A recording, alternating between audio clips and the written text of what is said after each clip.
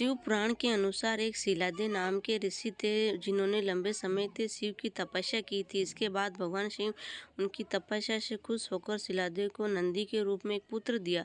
शिलादे ऋषि एक आश्रम में रहते थे। उनका पुत्र भी उन्हीं के आश्रम में ज्ञान प्राप्त करता था। एक समय की बात है, शिलादे ऋषि के आश्रम में मित्र और वरुण नामक दो संत आए थे, जिनकी सेवा का जिम्मा शिलादे ऋषि ने अपने पुत्र नंदी को सौंप दिया। नंदी ने पूरी श्रद्धा भाव से दोनों संतों की सेवा की। संत जब जाने लगे तो उन्होंने शिलादे ऋषि को दीर्घ आयु होने का आशीर्वाद दिया, पर नंदी को नहीं। इस बात से शिलादे ऋषि परेशान हो गए। अपनी परेशानी को उन्होंने संतों के आगे रखने की सोची और संतों से बात करने का कारण पूछा। तब संत पहले तो सोच में पड़ गए, पर थोड़ी देर बाद उन्होंने कहा कि नंदी अल्पायु है। सुनकर मानो शिलादे ऋषि के पैरों तले जमीन खिसक गई।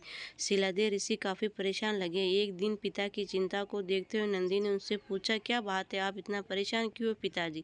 शिलादे ऋषि ने कहा है, संतों ने कहा है कि तुम अल्पायु हो, इसलिए मेरा मन बहुत चिंतित है। नंदी ने जब पिता की परेशानी का कारण पूछा तो वे बहुत जोर से हंसने लगे और बोले, भगवान शिव ने मुझे आपको दिया है तो मेरी रक्षा करने का भी जिम्मेदारी उनकी है, इसलिए आप परेशान ना हो। नंदी पिता को शांत करके भुवन नदी के किनारे भगवान शिव की तपस्या करने लगे।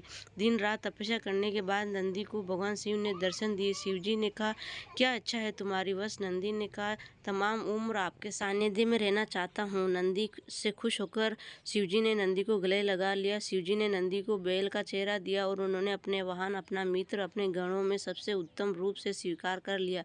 इसके बाद शिवजी के मंदिर के बाद से नंदी के बैल रूप को स्थापित किया जाने लगा। इस प्रकार नंदी बैल महादेव की सवारी बनी। आज भी कलयुग में उन्हें पूजनीय माना जाता है। प्लीज़ आपको ये कहानी अच्छी लगी हो तो मेरे चैनल को लाइक, शेयर, सब्सक्राइब करें।